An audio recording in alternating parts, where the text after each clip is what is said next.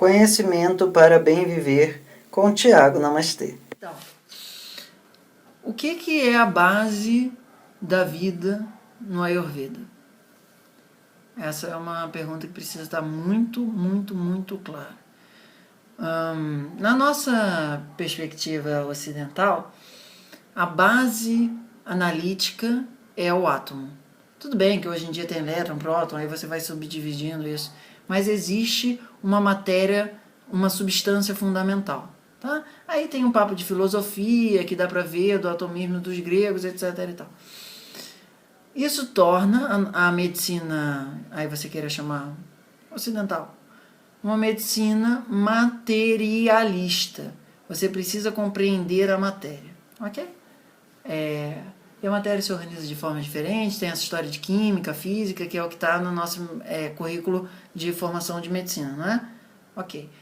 Dentro da perspectiva do Ayurveda, da medicina dos meridianos e de outras medicinas que são chamadas de vitalista, o princípio fundamental, você pode botar entre muitas aspas, a substância fundamental, isso é errado dizer isso, tá? Mas é só para a gente conseguir pensar dessa forma. É o prana, que a pronúncia mais correta seria prana, mas tudo bem. Vou falar prana só porque é o que as pessoas estão mais acostumadas a escutar. O que é o prana? O prana no Ayurveda, ao mesmo tempo, a trífala para o intestino é prana. A masalavata para o intestino é prana. A rudraksha, para você usar no pescoço, é prana. Tudo que você puder imaginar. O nadshodana é prana. A alface é prana. O óculos é prana. O óleo é prana. Amor é prana. Estresse é destruição de prana. Pronto, acabou a frase. Tem essa galera New Age, daquele poder da água, daquele japonês, que fica escrevendo amor do lado da água, e a água depois você põe no microscópio, ela está numa organização super bonitinha, você escreve ódio, ela está destrutiva. Você consegue checar isso de uma forma microscópica, tá? Não é só um papo assim esotérico ou qualquer coisa assim. Tem ouvido o livro A Vida Secreta das Plantas, que o cara põe o detector de mentira na folha da planta e vai para outra sala e a planta está completamente isolada de qualquer forma que ele conseguisse conceber, pensa em matar a planta reage. E aquilo é identificado como uma sensação que seria, analogamente, uma sensação de ansiedade ou qualquer coisa assim. Chega com fósforo do lado da planta sem intenção de matar a planta e ela não reage. Essas coisas são coisas assim mais científicas para mostrar que existe algum sistema de organização da energia que é inteligente, ok? Essa é a principal diferença da medicina vitalista para a medicina materialista. Para a medicina materialista, energia é igual a massa, velocidade da luz ao quadrado, ponto. Acabou. Não tem nenhuma inteligência nisso, certo? Para a perspectiva ayurvédica e de outras medicinas também, como o Qi, na medicina dos meridianos, energia é igual a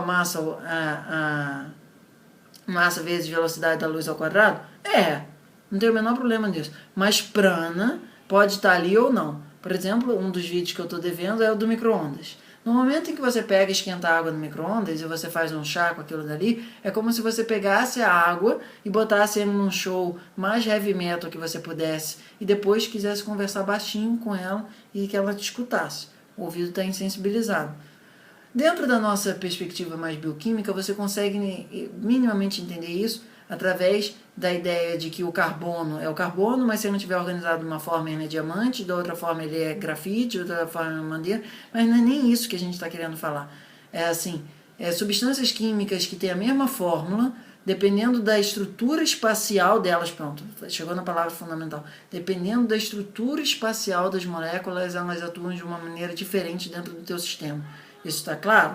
Se não tiver claro, pega aquele livro de 2º grau de química, estuda isomeria óptica e vê lá dos levrógeros, dos estrógeros e vê que quando a luz bate, passa para um lado, o efeito químico daquilo é diferente de quando bate vai para a direita, certo?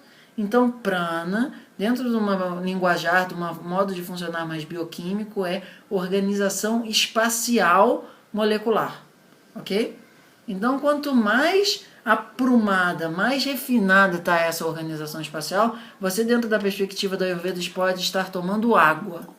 Se nessa água você ficou falando amor, amor, amor, amor, amor, amor, e isso teve esse sentimento, e isso reorganizou isso funcionalmente, isso vai entrar no teu sistema e vai funcionar que nem a homeopatia funciona. Por que a homeopatia funciona?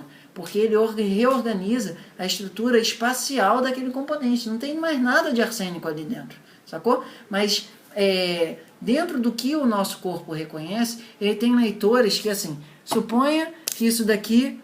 Pô, isso daqui não tem um código de barra. Isso daqui tem um código de barra, ok?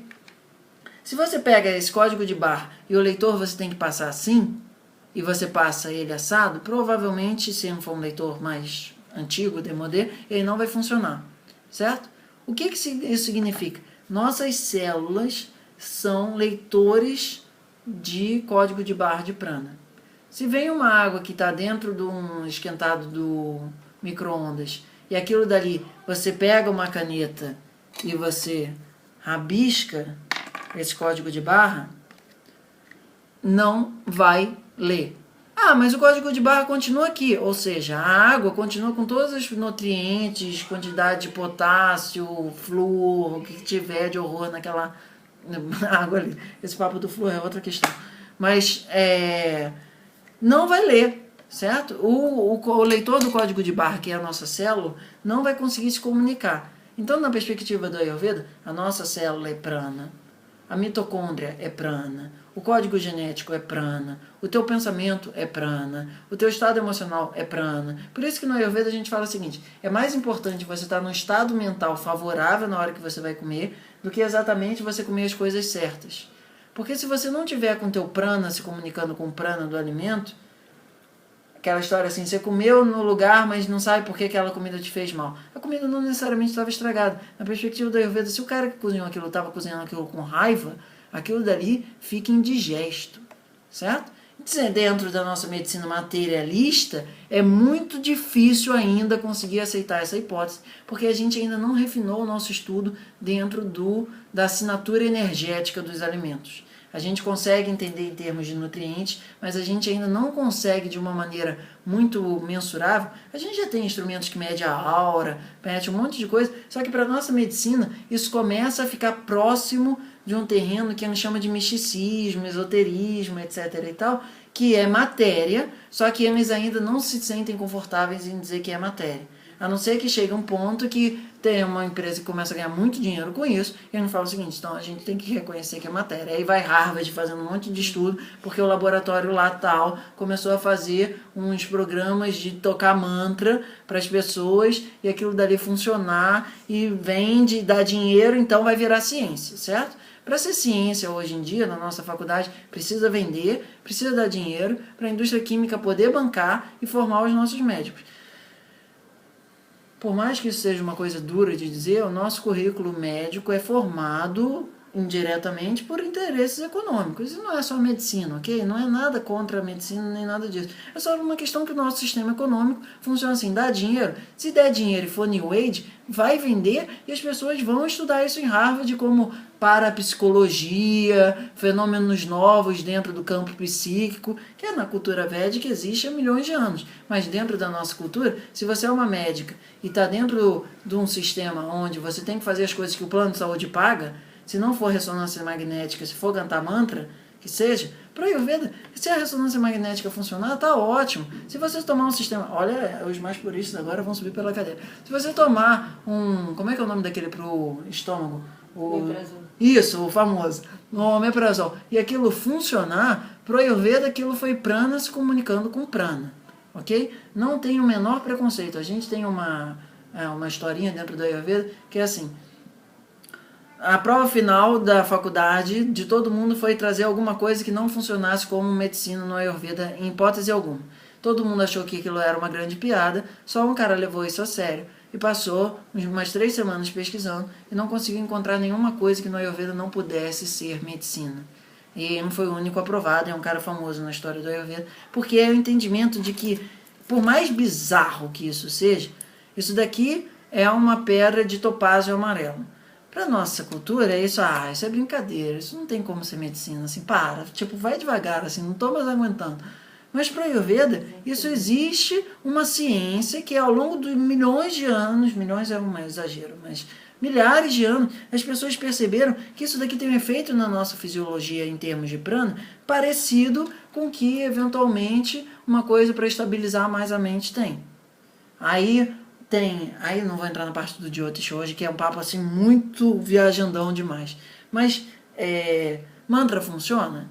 Se você tiver uma experiência dentro de você que mantra funciona, vamos usar mantra. Trífala funciona? Se para você trífala funciona, vamos usar trífala. Se para você saudação ao sol funciona, se para você Nadishodhana funciona, para Ayurveda não faz a menor diferença, inclusive o omeprazol.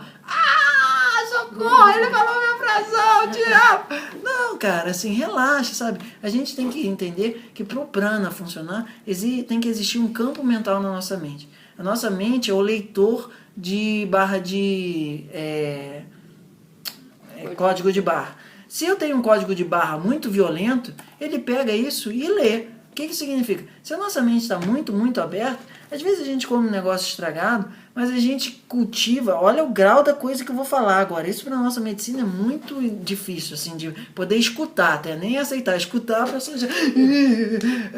Se você come uma coisa com uma segurança de que aquilo é saudável para você e que aquilo foi feito por uma pessoa que você confia, aquilo, eu vou pegar pesado, hein? Pode ser um veneno que corre um sério risco do teu corpo metabolizar aquilo. Pronto, o cara caiu da cadeira agora, falou, prende esse cara, assim, tipo, o que eu tô querendo dizer? Que o resultado da performance metabólica pra gente é avaliado em termos de prana.